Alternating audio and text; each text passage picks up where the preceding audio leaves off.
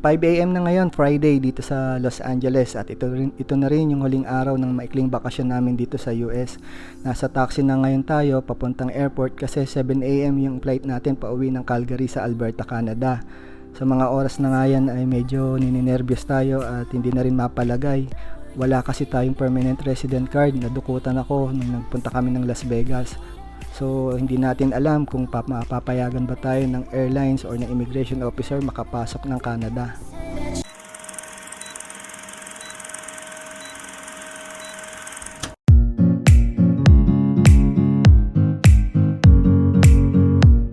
As expected, ayun nga, hindi tayo pinayagan ng airlines na makapag-check-in.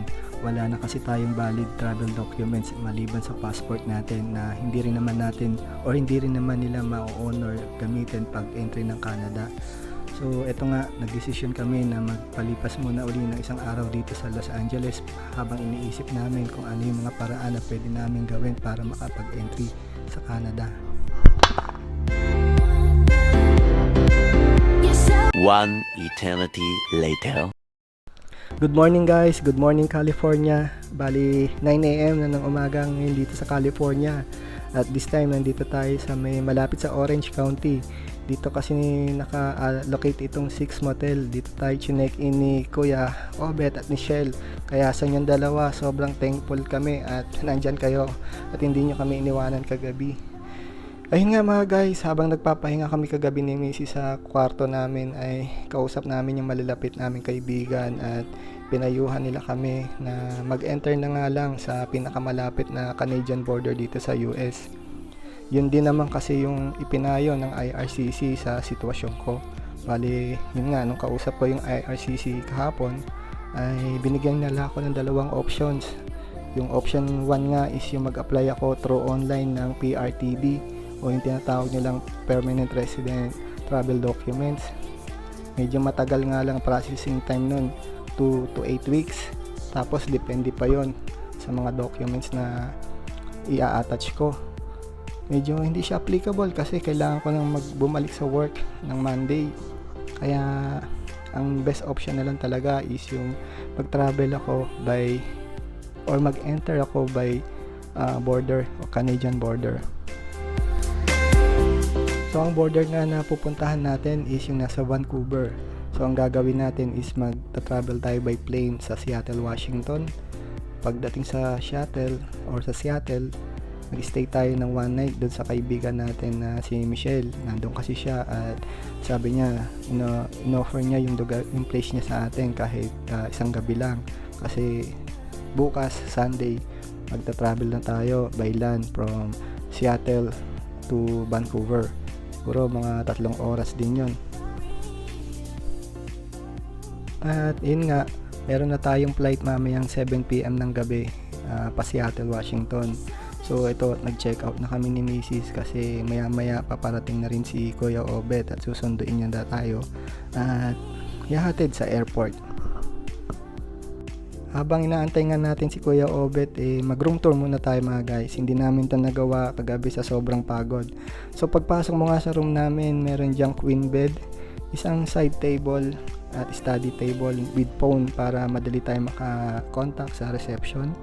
Siyempre, hindi mawawala dyan yung ating banyo na napaka-typical ng itsura. Isang water closet, merong shower area. Actually, ganyan lang naman talaga ang design ng isang motel room, especially dito sa North America. Dito kasi ang motel ay tinatawag nilang motorist hotel. Pahingahan lang siya talaga ng mga travelers. Short stay, 1 day or 2 days lang. Ganun lang ang motel dito.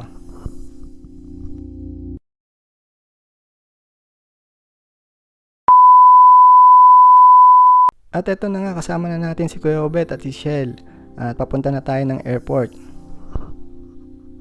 Along the way nga ay nadaanan natin tong In-N-Out.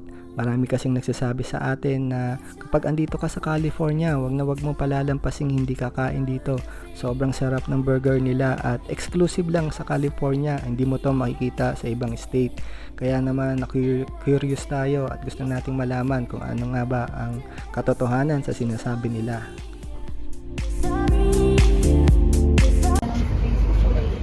In-N-Out. Welcome to In-N-Out. California. Alimar, Wow, eto po, tinutour tayo sa inyo. Quality you can taste.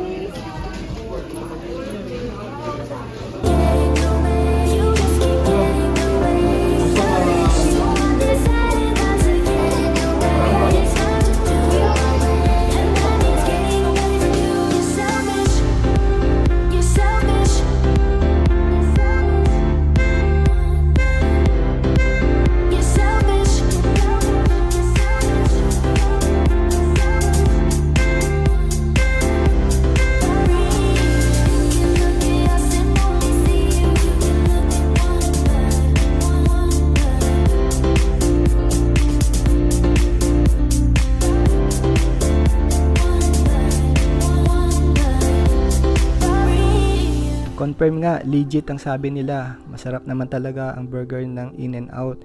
Ayun nga lang, medyo nakakabitin yung oras kasi 7 PM yung flight natin pa Seattle. Kaya to halos nagmamadali na kaming kumain para makabiyahe na ulit papalik ng airport.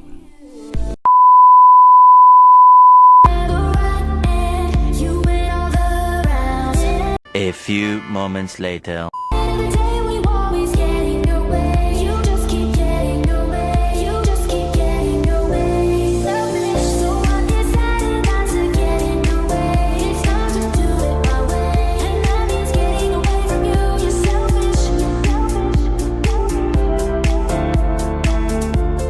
Paglabas mo nga ng arrival area ng Tacoma Airport ay kinakailangan mo sumakay ng tram o yung maliit na train.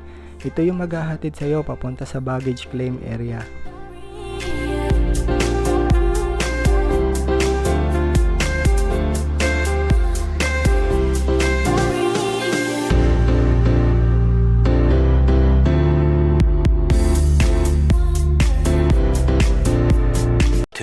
Thousand years later.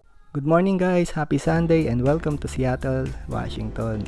So andito nga kami sa bus station papuntang Greyhound Liner. Maaga kami ngayon kasi kailangan na namin makabili ng ticket pa Vancouver at wala rin kaming idea kung anong oras ang alis ng bus dito sa shuttle papuntang Vancouver. At after 10 minutes nga at ilang bus stops ay narating na rin natin tong Greyhound Liner. So dito tayo bibili ng ating ticket or ng ating bus ticket papuntang Vancouver.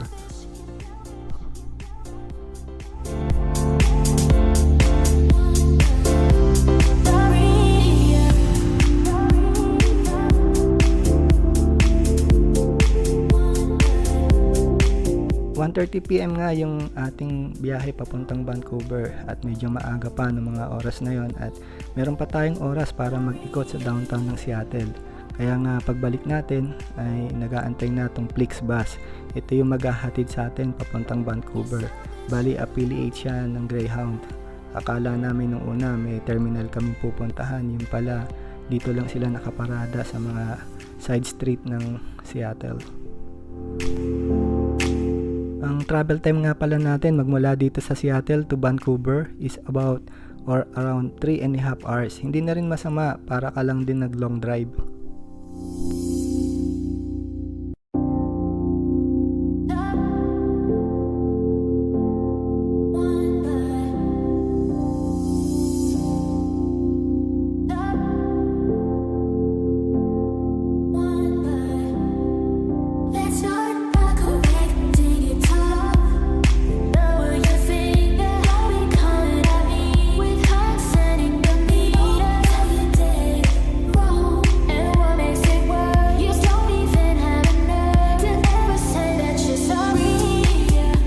Pagkakit mo nga pala ng bus ay bibigyan ka agad ng driver ng declaration form.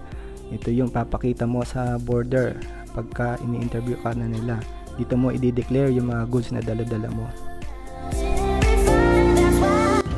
So guys, ito ang declaration form na kailangan nating pirmahan para tayo ay makapasok ng Canada. So ibibigay natin to sa border. So dito nga i-declare kung ano yung mga goods na dala-dala natin.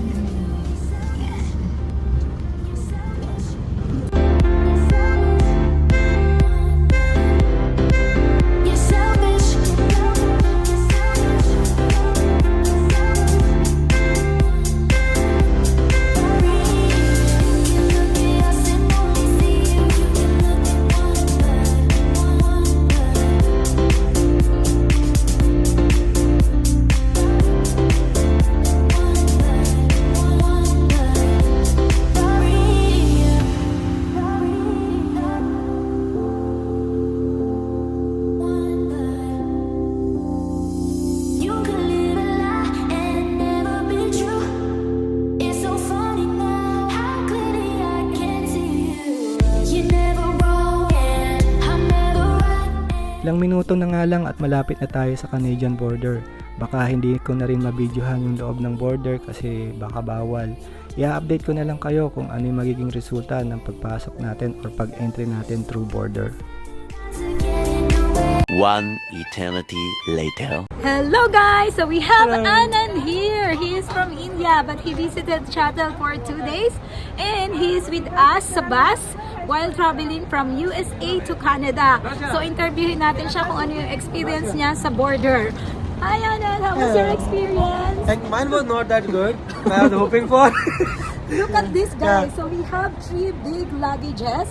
So we have 2 big luggage here and 1 for the carry-on bag. He's from India, that is why. So he's trying to save money on this, right? Because he needs to. But how was the experience? Sorry? How was the experience? How was the experience? Like my experience was very bad. Like those guys take so long and they open each and everything. They were questioning me why I bought those things. And it's my money. But I should have told you why I should have bought it, right? Yeah. So it was so very challenging. I hate that. Oh yeah. I wish it would be smooth and nice, but And we yeah. are watching at you from the bus. And Yeah, everybody was waiting for me. Yeah, everything will be good. Hoping like that. Yeah, because we know So right, that you have vacation. what you gonna advise to them while traveling by Yeah, land? just give them an advice. Well, yeah, next time, just declare everything because those guys are very rude sometimes and like they will ask you so many questions and you will just waste so much time. Just will declare on check your form everything. and just try to be aware what they're going to do. You Yeah. have to be honest. So, yeah. thank you, Anand. Thank you so much, Thank you, guys. Anand. Thank Nice you. to meet Same you. here. Thank Bye-bye. you. Yeah, bye-bye. At ayun nga mga guys, thanks God at successful ang pag-entry natin through Canadian border. At andito na nga tayo sa loob ng Vancouver International Airport at papunta na rin sa boarding gate natin pauwi ng Calgary. Naging smooth naman ang lahat at wala ganong tinanong sa akin. Hinanap lang naman yung ating certificate of permanent residency at ang ating passport. Tapos noon konting tanong at okay na, naging smooth na ang pag-entry natin.